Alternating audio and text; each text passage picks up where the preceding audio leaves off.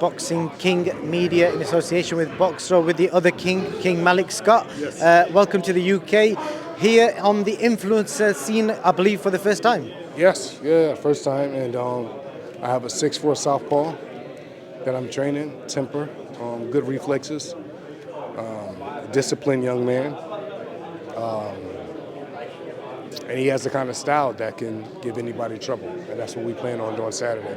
We plan on doing Saturday is, throwing a monkey wrench into all the plans of KSI. How did this relationship come about? How recent is it? It's about almost, I think, 3 weeks now, something like that.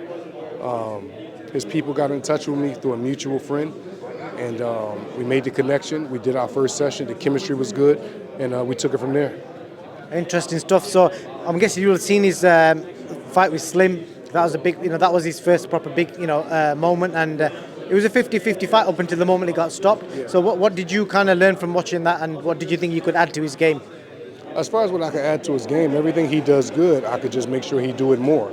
As far as the bad habits that he have, yeah, he's still raw. He hasn't been boxing all his life, but he has a good taste in teachers. And what I mean by that is his former trainer is Jonathan Wilder, who is the protege of a legendary trainer named Joe Goosen. So he's coming to me from a very, very good background.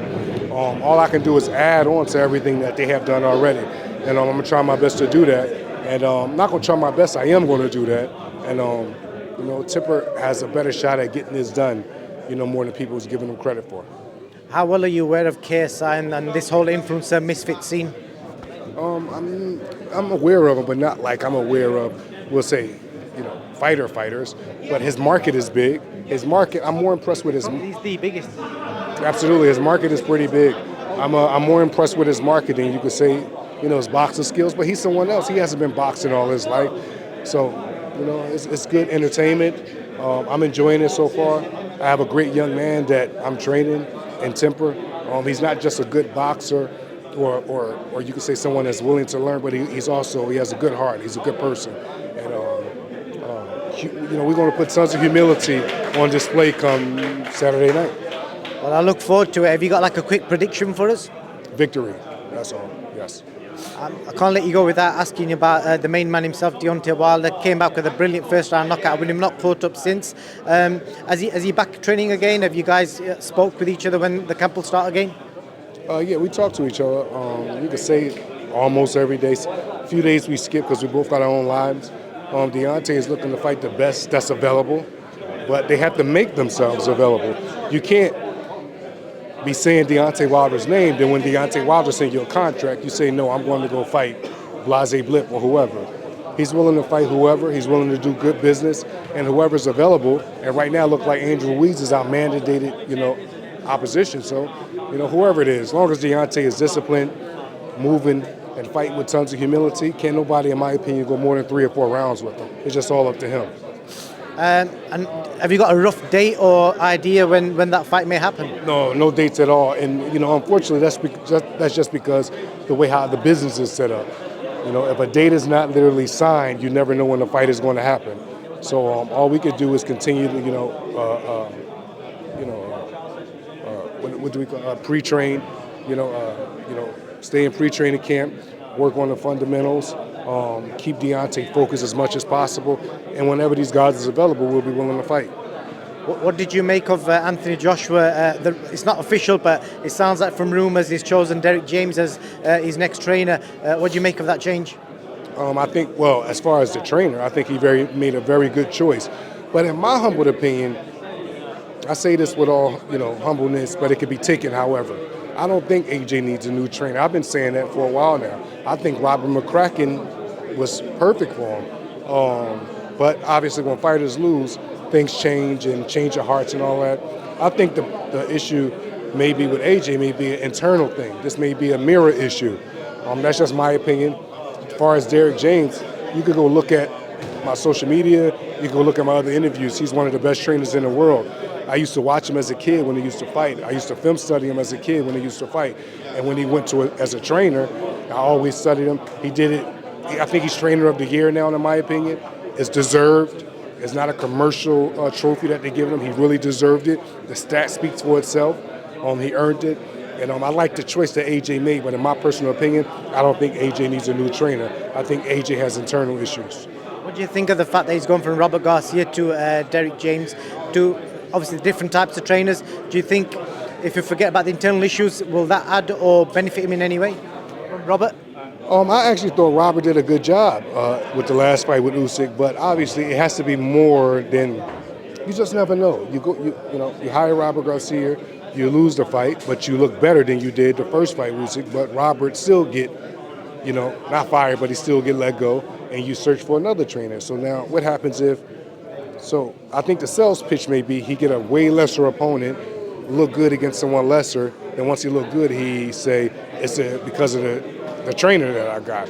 When really, AJ real battles is in high competition, high levels. So I mean, we'll just see, man. I'm great at talking about the Deontay Wilder business. These other guys, I could just give my opinion and hope for the best for them. Last question on that. Eddie Hearn was initially a couple of months back wanting AJ to fight Wilder next, but that stance seems to have changed. They're going to go down possibly Dempsey McKean, and then they've said maybe Dillian White, and then the third fight with Wilder. What do you make of that?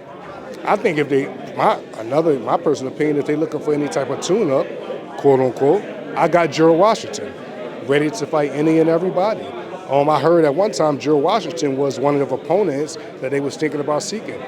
He's a world title contender. He's fought for world titles. He's beat guys that has been in eliminators. He's marketable. I think Gerald Washington should get this shot, but we'll see, man. Anybody, I wish AJ the best, man, besides when he's fighting us. But like I said, we'll see what happens, man. I just want Deontay Wilder to get the biggest and best fights that's available for him. If it's AJ like I want and like the world want, then so be it. If not, we can't really get caught up into wanting to fight, but another man's mindset is not ready for it. He's still building up. After becoming heavyweight champion 2 times, he still need to build up or whatever, whatever it's called. I just want the best for Deontay, so, we'll see how things turn out and how the business is written up. Last question for you, Malik. I really respect your time. Tyson Fury, Usyk sounds like it's next. I know we could talk about it all day, but within 60 seconds, break it down for me, and how do you think it'll unfold? I'm 50-50 on the fight. I believe size matters, but I believe if you're dealing with someone that know how to deal with size don't matter. Then it comes down to skill. Now, when it comes down to skill, Alexander Usyk is extremely skilled. But when it comes down to skill, to be as big as he is, Tyson Fury is extremely skilled too. I think this fight is going to come down to more skill than big man, little man. That's just what I think. I'm not really concerned with size. I've never been a fan of size, the whole size conversation. I think if you're fighting a bigger man, you should treat him accordingly. If you're fighting a smaller man, you should treat him accordingly. Once you can't handle someone's physicalities because of their size, then where's your skill set at? Alexander Usyk has the skill set. He always find a way to win, but also Tyson Fury always find a way to win. It's a 50-50 fight in my opinion. Malik, thank you so much. I appreciate your time. I'm going to just film your jacket because I think people need to see how amazing that piece is. Just take the camera off the tripod and let's show the fans. Malik Scott is blinged out. Marvin Hagler representing. Marvin Gaye. Oh, is it Marvin? I genuinely thought it was Marvin Hagler. I've just noticed. It would have been better with Marvin Hagler. No, that is Marvin Gaye. I'm a huge Marvin Gaye fan. His music has got me through so many trials and tribulations. He's one of my friends I never met. Malik, thank you.